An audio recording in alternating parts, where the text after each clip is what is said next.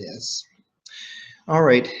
Thanks to everyone who has joined this call. We are very grateful for you attending. We've been working on this study now for about a year, toward this presentation for about a year and a half. It is only the preliminary presentation. It's only 5 of the 10 countries, and we will present the final results in Antalya, Turkey when we gather October 28th or 29th. If you haven't let me know that you want to attend that gathering, let either me or Sebahat know, as Sebahat is the host for that gathering. And we have reserved 10 rooms. We have 8 reserved already, but if you haven't got your name in, let us know. I just want to say my thanks to Banner Health for hosting this international gathering. Almost everybody is gathering on video conference, so we welcome you via video conference. My name is John Nelson, and I was the primary investigator for this study. I'm representing the Caring International Research Collaborative, which is also known as CIRC. We have conducted international research together since about 2005, and we've collectively published many articles, even books, since its inception. Even though I am the primary investigator of this current study, I must note there are 2 co-primary investigators and several co-investigators from 10 countries who I will be introducing you to in just a minute. This presentation is the preliminary results of the international study entitled Testing an International Model of Nurse Job Satisfaction, an effort to address the Quadruple Aim.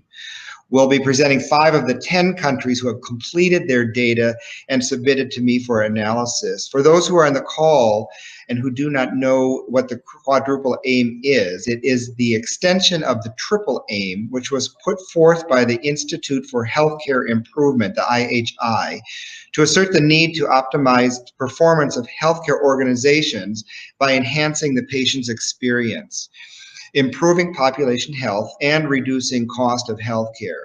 It was Bodenheimer and Sinski in 2014 that added to the Triple Aim by stating that it's the employee experience that is essential for the Triple Aim to occur, hence calling it the Quadruple Aim.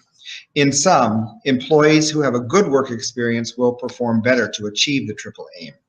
Now, this is the first part of the presentation. Tomorrow we will be presenting part 2 of this presentation that will review how many on this call have contributed to building the science that helped us develop the model that we're testing in this current presentation.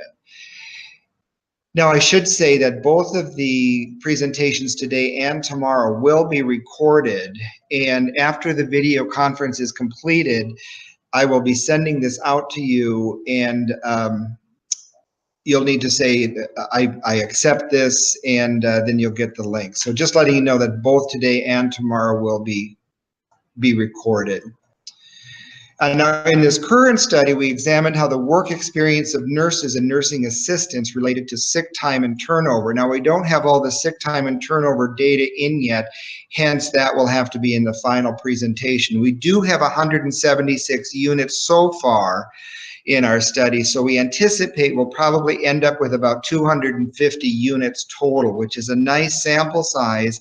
And we're looking at sick time and turnover in this study, but I think it would be feasible to assert that we could look at unit level data for infections, falls, etc. So we really could have the potential here to test the Quadruple Aim. Now, 3 of the countries who are not in this preliminary analysis are collecting data now. That is Canada, Israel, and Brazil. So they're busy collecting that data. And England and Jamaica, who are part of this study as well, have asked if they could defer to January of 2020. I just want to give a little background on CIRC. The overall intent of CIRC, which is conducting this study, or sort of the hub where everybody's gathering, the overall intent of CIRC is to develop a body of data that is derived from psychometrically tested tools and theoretically driven models of research. Data from our collective studies is intended to be used for secondary analytics by researchers included in our collaborative, as well as providing access to students who need to use data for projects in their school. Now, it will be important that we have a good discussion tomorrow about how to disseminate this information. I've already had a couple requests of how the information can be used for secondary analytics. For example, Slovenia and Turkey are doing their own analysis. Donna Cato has talked to me about doing some other secondary analysis. So we'll need to talk about how we want to disseminate these information. Finally, these data are intended to be used to help guide curriculum development for schools of nursing as it tests theory of caring science and relationships proposed to be important in nursing and delivery of patient care. Dr. Michael Graham, I saw he was on the call. He is one of the professors, and he's actually leading the charge for curriculum developed out of St. Catherine's University in St. Paul, Minnesota. They've been working with me on how we can use the data for that discussion, and Dr. Donna Cato here in Phoenix, she is looking at that as well, not only here in the US, but in China, where she does most of her work. Now, this call and tomorrow is intended for investigators of the study, so I just want to let you know that there will be a lot of methods along with findings, and I will utilize some technical terms, but I will explain technical terms if it seems like it will add to the meaning for those who are on the call but in operations or not in the academic setting. So I want to make sure that we're being technical enough to make it relevant for the investigators and meaningful to make sure we're using the right methods and interpretation, but also I want to make sure that the people that are in operations, administration, that kind of thing, are also keeping along the way as far as the meaning of the data. Now, the data is ultimately intended to be used for identifying what are the greatest opportunities for improvement as reported by these data. And this statement is important. Data is only as good as it is applicable to operations and the refinement of care. Otherwise, it's just an academic exercise. So we want to make sure that the data that we're utilizing has application operationally, and that the people on this call and that are utilizing this data are interpreting it for their context to make sure that we are interpreting, applying, and respecifying the models for appropriate and deeper research. The last thing I'll say about this call is the fact that there are investigators of this study who are well-versed in methods and analysis. I'm sorry, I just said that. Now, I should say at the end of this presentation, we'll have time for discussion. And for those who are just joining the call, I want to make sure that you note on the top right of your screen, there is a chat box that you can put comments in. Now, Chris Andrew, who's on the call, he's the Chief Technology Officer for Healthcare Environment. He is going to be monitoring your comments. He may, in real time, respond to those, but or we may save those comments or questions for the break or for discussion at the end. All right, so that's the introductory things. We will take we'll look at taking a break at 55 minutes into the call, and then we'll resume, just so you know. But like I said, this will be recorded, so if you need to step away, don't worry about that, because you will get the link for the recording and you can catch up on the pieces you missed. Now, I want to after this slide, I want to review the investigators of the study. Then secondly, we will review the key findings. And then after we've looked at the key findings of the study, we'll look deeper at the data as well as the analytics, so we can understand how we came to these findings. Now, I think you're going to find the similarities and the differences of these 5 countries in this preliminary data very interesting. I think it's going to be interesting as well to how does these data apply globally, since there are consistencies across the study. Now, these are the investigators. I'm the primary investigator, but Dr. Tricia Thomas and Dr. Donna Cato, they were the are the co-primary investigators. And I presented this initial thought of studying this globally to both Donna and Tricia, and they helped structure the methods and submit to the IRB and all those different things. But we have several co-investigators, including we have 6 colleagues from Brazil that I've noted here, as well as on the next slide here. We also have 3 investigators from Canada that are noted here and on the next slide. Dr. Cato is also representing China. She lives here in Phoenix, but she goes to China periodically for extended periods of time to do the research there. On the bottom there, we see that we have our representatives from Israel and from Jamaica. We also have Teresa Williamson. She's from Scotland. We have our representatives from Slovenia, Turkey, and the United States. So those are the researchers of this study. Now I'm just going to take the next few slides to identify what the key findings are, and then we will dig deeper into how we came to these results. The first thing I want to assert is that we did find that all the measures we used were valid and reliable. That includes the healthcare environment survey, which measured job satisfaction, the clarity of role and system, caring of self, and caring of manager. The healthcare environment survey is based on socio-technical systems theory, meaning, and it states that if the staff have the social and technical aspects to do their job, they will be satisfied. Clarity of role is based on Felgen's theory. Caring of self and caring of manager are based on Watson's theory, that if these 10 behaviors are enacted to self, I will feel cared for. If my manager enacts these 10 behaviors, I will feel cared for by the manager of my unit. Now, the final responses, we had 2,402 responses. It was actually 3. I deleted one outlier from China.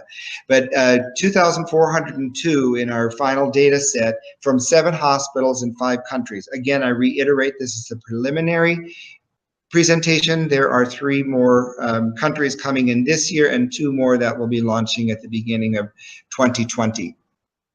Out of the 2,402 that were submitted, 1,489 were complete, which is a 62% completion rate, that they responded to every item in the survey. I wasn't able to calculate the response rate yet because the numbers the surveys were sent to are still coming in. So again, it's the preliminary presentation. We did find that of all the constructs that we measured, all of the mean scores were above 4.0. 4.0 is the midpoint on the 7-point scale. Higher numbers mean more satisfaction, more clarity, or more caring, depending which construct or scale you're talking about. There was only one subscale that was below 4.0, and that was in the HES. That was 3.58, indicating that there's more dissatisfaction than satisfaction with distributive justice. Now, distributive justice refers to the rewards you receive for doing the job. Now, what's important about this scale is that it includes that you feel rewarded fairly according to your level of education and experience. And it's important to ask about it being nested in education and experience, because if you don't, it's a very labile or unstable variable. But once you ask if the rewards are fair regarding education and experience, then it's a very stable variable as it relates to job satisfaction. And that's important because we're going to talk quite a bit more about distributive justice in this presentation. We did find that every demographic did have at least one statistically significant difference, but the most important one was country. We found that the biggest differences were in country. This is the hypothesized model. Now, this hypothesized model is based upon years of research. I've been doing job satisfaction research for about 18 years, caring for about 11 years, and several of you in this presentation that have attended this presentation have actually provided research that have helped us develop this particular model. Each of the instruments that are in this study were tested by at least 2 of the countries, but we would like to see if these constructs and these measures are valid and reliable in all 10 countries, and if this model is applicable to all 10 countries. We propose that demographics impact clarity and caring. We also proposed, based on our research, that clarity and caring impact job satisfaction. And finally, we propose that job satisfaction impacts employee outcomes, which is our first attempt to study the quadruple aim. We think those who are more satisfied with their jobs call in sick less and have less turnover. This was our actual model. So we were able to, using the 2,402 surveys, we were able to show our model was supported in part. We did not find a direct relationship from caring for self with job satisfaction. However, we did find that caring for self did have a statistically significant relationship with clarity, and we found that caring for self predicted almost 27% of the variance of clarity. If someone were to ask me, what does variance mean? It's sort of like if you were to ask me, what's in this pie? I would say, well, I can tell you 27% of the ingredients, but I can't tell you the whole thing. So if this were a clarity pie, I would say clarity is made up of 27% or 26.6% of caring for self. So caring for self is very important for establishing clarity. Those who have more caring for self have greater clarity of role and system. We also found that country impacted clarity, 6%, 5.9 to be specific, and caring of manager, 9.2%. Total, we were able to explain 41.6% of what comprises clarity. Now, we did find that caring for self had an indirect relationship with job satisfaction, but only because of clarity. Clarity impact job satisfaction, both clarity of system and role. So we see clarity of system predicts 35.8% and clarity of role predicts 2.8%. And I should state for our investigators, I use the alpha of alpha of 0.001. So I only report them if they are less than 0.001. I did this because our sample is so large that the alpha of 0.001 was to make sure that it wasn't overpowered. Now, for job satisfaction, we also find that caring of manager predicts 5.4%, and country predicts 11%. So this was our final model that we were able to use in this preliminary analysis. Now, once we add Brazil and Israel and Canada to the data, we'll see if there are consistencies and if this model is continually supported or if it changes some. But it does help us for a global conversation. Now the objectives, now we'll start getting into some of the more nitty-gritty and detailed stuff. The objectives for this study were first to test an international model of nurse job satisfaction that was consistent with the quadruple aim. Second, we wanted to validate both clarity and caring in the relationship with nurse job satisfaction. Third, we wanted to examine the relationship between job satisfaction and outcomes of turnover and sick time. Fourth, we wanted to psychometrically test the measures used to measure the latent constructs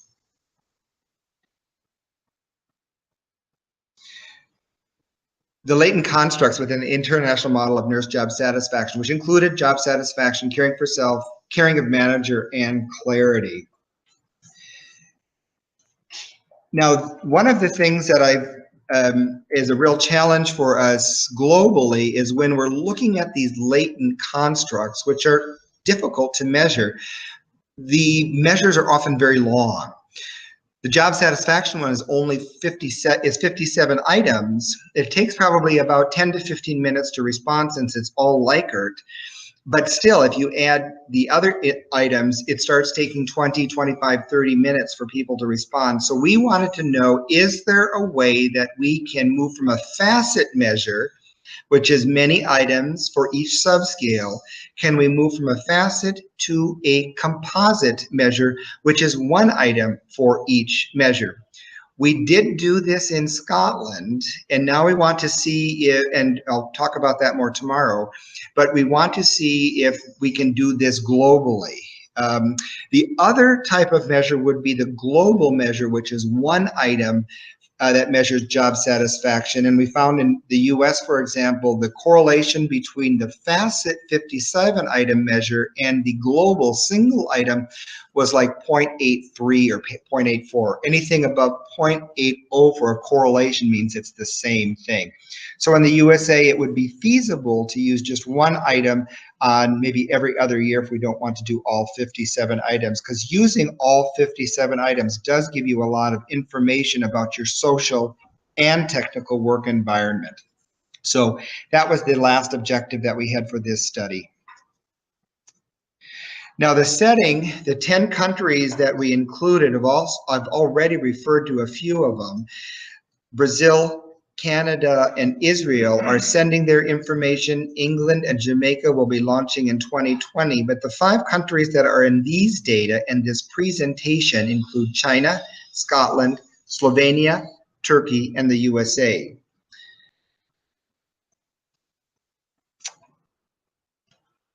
As I've already talked about, the 2402 respondents, they were from a number of countries, but there are only a couple of the countries used more than one hospital. Slovenia, they had 3 hospitals, and the USA had 2 hospitals. Now, one of the things that I think is really important is after I had conducted the analysis for each country, I presented to each co-investigator over each country their data. So I presented, for example, to Nika and Gregor the Slovenia data, and then they provided an interpretation of what those findings meant. So we reviewed the psychometrics of the instrument, we reviewed the demographics, we reviewed the descriptives of each of those countries, and then just talked about that. Now, for example, within that conversation, I learned that there were some differences in just the context of nursing and how the training and the practice setting. So in China, for example, they don't have the concept of primary care like other participating countries. So if you need, for example, a throat culture, you wouldn't go to the doctor and just get a throat culture. You would go to the hospital, be admitted, have that conducted, and then be discharged. So it's a different method of healthcare delivery, not right or wrong, it's just different.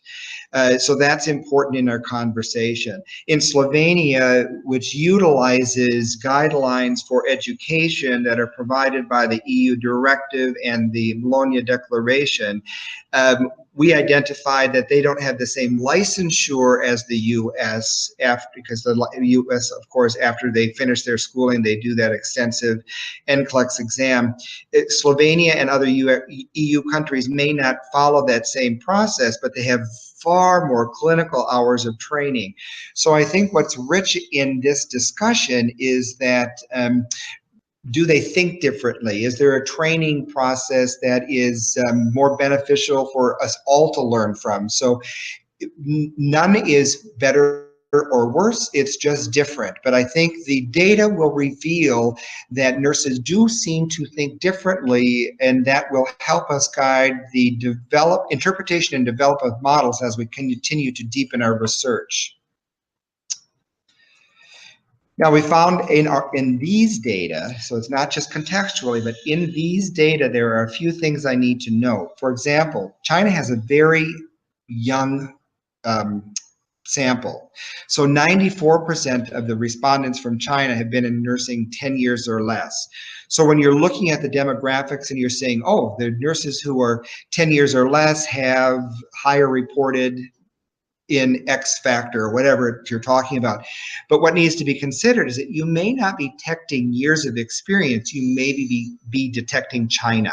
So it's very important to understand the demographics and the differences so that when you're interpreting the findings, that you're interpreting the appropriate demographics. Now, there were a couple countries in this study that actually included nursing assistants in their sample. Now, when we, both Scotland and Slovenia, now when we have tested factors of nurse job satisfaction in Scotland, we have found no difference. We found the same factor loadings for both nurses and nursing assistants. The format of delivery, when you're utilizing nursing assistants, it's all within the concept of nursing. So I think their autonomy and their interdependent and dependent actions, all those things, they tend to think the same. So that was fascinating. But there were 2 countries that did use nursing assistants. And the other thing is that there were 5 hospitals in the preliminary analysis that were public, and then the 2 hospitals from the USA, they are private. Now, this definition is very important. It's the definition for job satisfaction, and it's not so much about being happy or sad about your job. It's about the feeling that's derived from perceiving that the social and technical aspects of the work environment are sufficient to perform the job. So in my opinion, this is a definition that is supportive of professional development. We want to make sure that when our nurses are being asked to perform the work, do they have the social and technical resources to perform that job? Now, that definition was derived from socio-technical systems theory that identified in the Hawthorne studies when the miners had pristine and clean work environments. Without the relationships, their productivity decreased. So it was identified in that research that both social and technical dimensions are important for employees to feel like they can do the job. And this has been supported in some studies that I have done with people on this call. Now, this is the actual formal method that we use. It's a descriptive, non-experimental study that will use factor analysis to study factor structures of instruments used in regression equations and instructional equation modeling to test study relationships. Now, after each country finished their data collection and submission of data, I analyzed the data and presented the data to the co-investigators, which I've talked about. And I wanted to make sure that I was interpreting the data properly and to provide feedback for them so that the feedback could be utilized by the organization. In my presentation to Nika, for example, we talked about the distress in the physician relationship in Slovenia, and so we have identified some interventions we might want to use for improving that relationship. Donna Cato, when we were reviewing her data from China, she said it was very validating for their organization because it supported changes or the things that they were doing within that organization. Now, it was the factor analysis that helped us to understand what was important in the technical and social dimensions of the job, and it was this descriptive statistics that help us understand the state of affairs. So when I look at results, I always look at the factor loadings to find out what's most important, and I'll explain this in a little bit.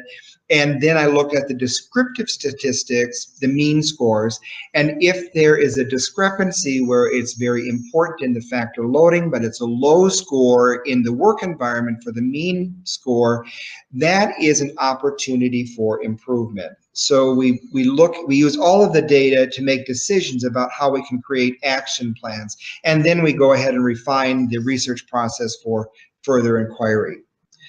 And again, here's our hypothesized model.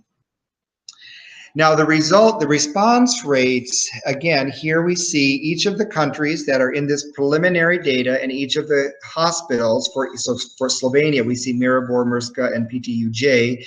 And then USA, we have both Banner Boswell and Banner University.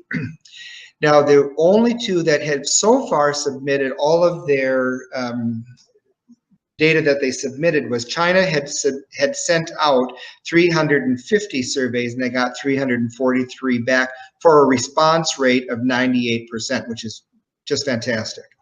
Scotland, in contrast, had 728 they sent out. They had 423, which is a 58% response rate, which is good. Now, the literature shows that you should have at least 40% response rate in order to represent your sample. So if you have 40%, if you have 50% or 60%, it does not change appreciably. So 40% is really the cutoff point of what you want to say and be able to assert this is what our sample perceives. Some will argue 30%, but I like to use 40.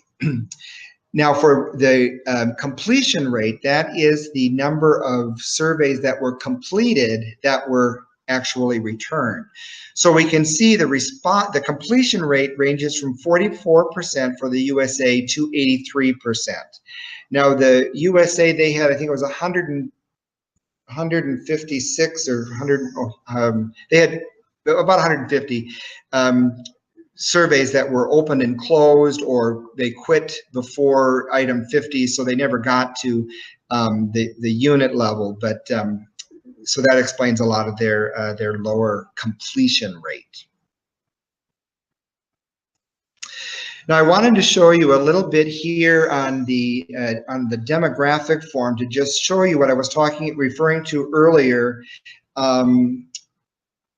As it relates to some of the demographics were unequal, like China has very young nurses in contrast to some of the other countries.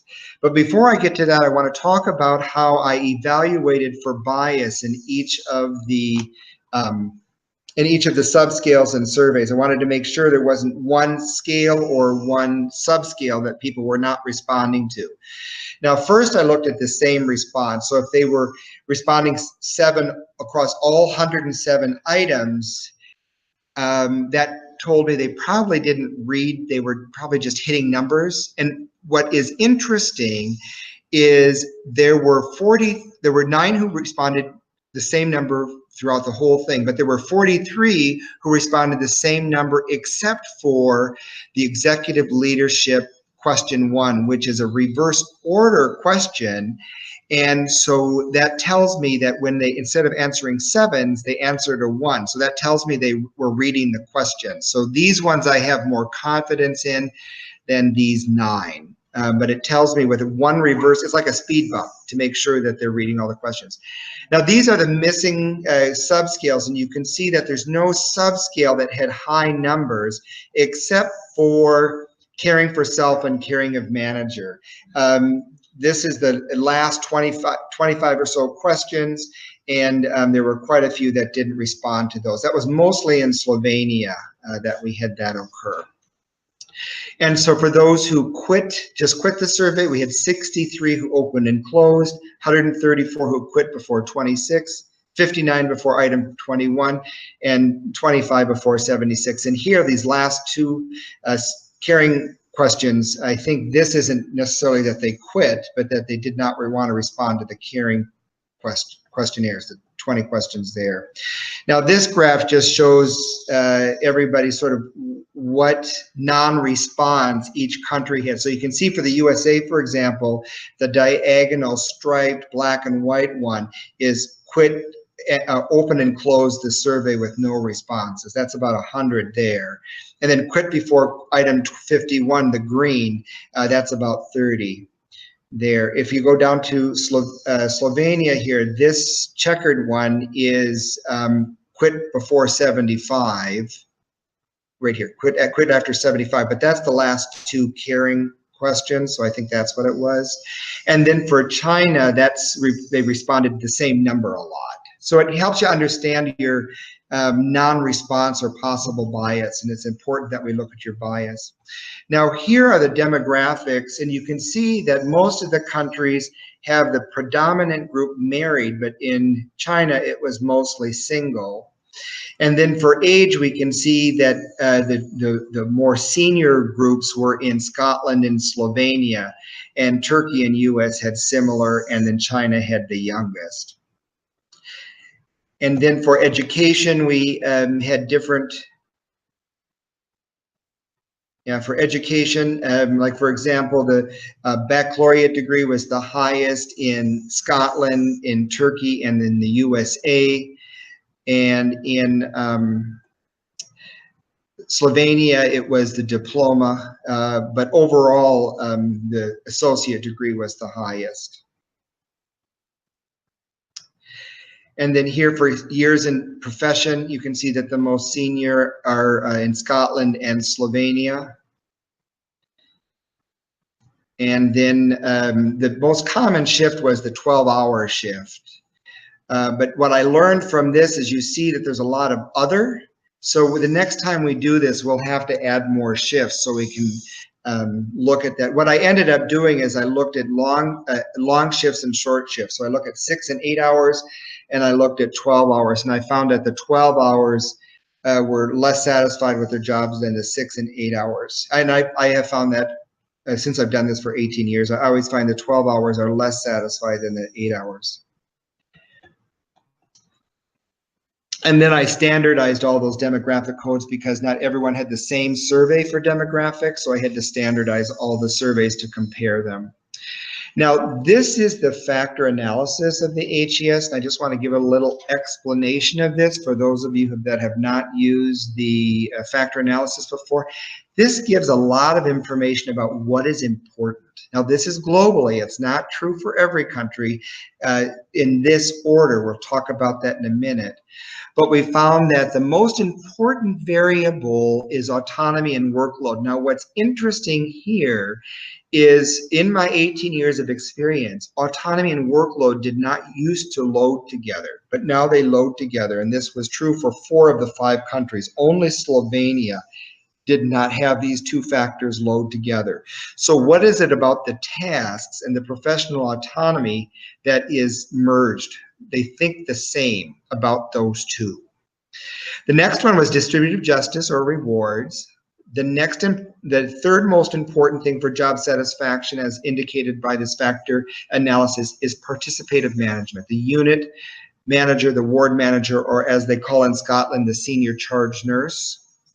And then the fourth one was patient care, and this is actually primary nursing. I developed that years ago with Marie Manthe and several other leaders in primary nursing, and it's, are the nurses satisfied with their ability to have continuity of care, to collaborate with other disciplines, to care plan, and to have a relationship with the patient? So those 4 things are what we're measuring there, those dimensions. The 5th one was relationship with the physician. Then we have scheduling, professional growth, executive leadership, resources, and coworkers as last. But all 57 items loaded. It was good model fit. I used an oblique method for this factor analysis. Now, when we do the final analysis, I will do a structural equation model, which includes a confirmatory factor analysis. But here, I wanted to look more exploratory at the factor loadings, and all of the factor loadings were good. They were all above 0.3. Most of them were more like 0.5 or 0.6. So this HES is a good model in all 5 countries. Now, this is really interesting, I think, and I want to just take a minute to explain the key here to you. So first, I want to identify that the red text noted here, those are the top 3 variables, aggregate and by country. So here you will note in the aggregate, the most important variable for job satisfaction, oops, sorry about that. The most important one is autonomy and workload in that order, and then distributive justice. That's globally. But if you look at, for example, in China, the most important is the unit manager. And when I spoke with Dr. Cato about this, she said that that did make sense because they are very leadership driven. It's a real hierarchical context, so that made sense. Followed by patient care and relationship with coworkers. And now I'm just going to jump over here to both of these EU countries, or the European countries, is we have, the first one was autonomy and workload and distributive justice, same with Slovenia, and this is reflective of the global rank order of factor loadings. Now what's fascinating is Turkey and the US both behave very similarly. So we see the number 1 important thing for them is relationship with coworkers, followed by distributive justice, and then patient care. Now, when I did this study in Jamaica several years ago, probably about 5 years ago, we found that the patient relationship was like 6 or 7. But what was fascinating about that is they had stated that it takes a village to provide care for the patient. So if the relationships aren't in order, patient care won't happen. So it's important that when we're looking at the factor loadings that we have a conversation about why are these rank order occurring in my country. The next thing I want to talk about is the highlighting. This, when they're highlighted in the same color, that means they loaded together. So autonomy and workload loaded the same in international group as well as China, Scotland, Turkey, and US. Only Slovenia, these did not load together. However, in Slovenia, professional growth and executive leadership did load together. So the respondents think about executive leadership and professional growth as the same subscale.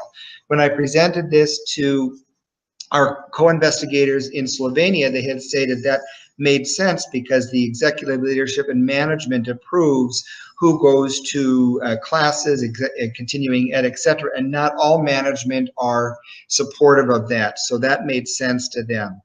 Now, when I talked with Dr. Cato about the scheduling executive leadership here, she said that the executive leader is the one who approves the schedule. Now, this in our final model was the most important variable for establishing job satisfaction. So I just want to take a minute to talk about this factor loading. I did in the final model end up using just 2 factors because it was a better model fit than 3 factors. But when I do look at this, these 3 subscales want to form. So what's most important for clarity is that the employees understand, or the nurses understand, the schedule as it relates to how part-time and full-time staff are assigned, as it relates to hospital policy, as it relates to direct and indirect hours, vacation, education, etc. And then finally, as it relates to continuity of care. So if nurses, when they come on, they understand, oh, I understand why I did not get the same patient again, or why my primary nurse was assigned, my primary patient was assigned to someone else. So if they are able to understand why they have the patient assignment they do and the schedule they do, this is very important for their job satisfaction as a predictor. And the other part of clarity of system is the governance aspect. So if they understand how when staff and managers both, how they both have input in decisions, both staff and managers both have input in decisions, if they understand that managers should support staff so the staff can manage the patients, understanding how unit practice councils work in the setting, how practice change is linked to principle. It's not just done, I understand why that practice change is occurring. And then finally, understanding the difference between responsibility, authority, and accountability. Now, the caring for self factor analysis, they all loaded as one construct, and the caring of manager loaded as one construct. So all of those factors loaded together and are have been shown to be valid instruments in all of the countries. Now we're just going to take a, do I want to take a 5-minute? We're going to just take a 5-minute pause for you guys to stand and stretch or to take your bio break or whatever you need to do, and we'll reconvene on the top of the hour. All right? So I'll leave this. Okay. All right, well, let's resume. And for those of you that are just walking in the room, again, we will send the recording along with the whole presentation for you. So we'll get started again.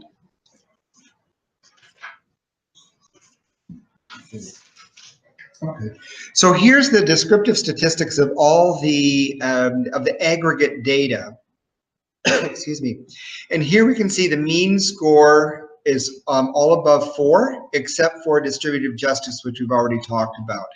Now and we can look at the minimum and maximum score. So we see we have all of them have 1s as well as 7s. So not everyone's having the same experience. And we can see the total N for each of the subscales. Oh, before I go further, because I was looking at caring for self and caring of manager have the lowest response. Excuse me, that made me think of Slovenia. Nika called to my attention that their data also did have workload and autonomy load together. And as she had made that comment, I do recall that I was incorrect in this presentation. So I want to make sure to note that autonomy and workload did load together in the factor analysis for all 5 countries as well as the international presentation. So I just wanted to make that correction. And thank you, Nika, for that comment. So we see that the minimum and maximum range from 1 to 7, so not everyone's having the same experience. And the standard deviation, if it's greater than 1, it always catches my eye of where is the greatest variance as it relates to that specific subscale. We can see that the greatest variance is noted in satisfaction with distributive justice and satisfaction with resources. Now, some of the countries who have only government, have only public hospitals, or at least in the study, there's not much they can do about that. So rewards can be kind of challenging, but it is important globally. Now, resources, what might be interesting is for us to take a deeper dive at the unit level and find out if there are some units that are doing well and others are not doing well. For example, in a study that I did this last year, we had at a hospital, we had 4 units that their stock cart was rated periodically. So another unit would come and empty out their stock cart, and then that unit didn't have enough resources. So it isn't that it may occur on every unit, these distresses, but it may occur on just specific units. Tomorrow we're going to talk about how Scotland utilized the actual unit level analysis. They didn't only do the hospital level analysis, but they looked at every unit. The first year we did it in 2014, we looked at 10 units. 2016, we looked at 14 units. And then the most recent one, well, this one now we have 17 units. So each time we do this study, we look at the unit level, we present to the unit leadership and staff, and then they interpret it and we create action plans. So these data may not apply to all units, and looking at the unit differences for each of your hospitals will be important for you to conduct if I have not already done that for you. Here is the rank order in mean scores. The first thing I look at is where are they all above or below 4, 4 being the midpoint. This side, 4 to 7, it's more satisfied. Less than 4, it's less satisfied. We can see that every variable is above 4 except for distributive justice. We see that the next thing I usually do is I look to see if we have high performers between 6 and 7 or approaching 6. Average scores are really like a little below 5 to a little above 6, right in that range. And then the low performers are like 4s to 5s. But so these are average scores. These aren't awful. These are pretty average. We definitely see we have room for improvement, so we don't have any variable that is 6 or above. So we do have room for improvement. And we see that the top variables for mean score are clarity of role, caring for self, and patient care as measured in the HES. And caring of manager also is very high, along with clarity of system. The lowest ones are satisfaction with resources and distributive justice. I also should note that executive leadership, that's a lower score here at 4.79, but oftentimes I find that if they do not know who the executive leadership person is that oversees their profession, they will just go 4. So what I will do is I will look at the item, the first item in executive leadership that isn't in the subscale, but it helps us gauge how familiar they are with the leader that leads their profession. And so if, for example, in one country that we did, it was 4.7. and their score was a little bit lower, but about half the staff did not know who their leader was in nursing. So if you don't know your executive leadership score for the first item, let me know and I'll send that to you, because if your score is a little low, it's maybe because they don't know who the leader of that profession is. Now, here's the mean scores for all the countries. Now, you'll see that there's no country in this preliminary data of the 5 that we studied that has a consistently higher score. There's no pattern noted in any of these countries. So essentially what this tells me is that each country has its successes and each country has its needs. So it all is about the context and the discussion as it relates to the data. Now, this is the correlation table. I used Pearson's correlation to look at how strongly each of the variables in our model relate to one another. And I found that all of them were at least 0.3 or greater, and all of them had a p-value of less than 0.001. So this is suggesting to me that the model will likely be true. The one thing that I do want to note, though, is here you will note this is the Healthcare Environment Survey total score, all 57 items. And this second row is the global item of, generally speaking, I am very satisfied with my current job. Now, you will note the correlation between this global item and the 57 facet measure item is only 0.639. That tells me, or is suggestive of, that the global item is insufficient to measure job satisfaction as measured by the HES. And what we did in Turkey, for example, and I'm going to review this tomorrow with you, is they used qualitative data to ask what was missing from the HES as it relates to their job satisfaction.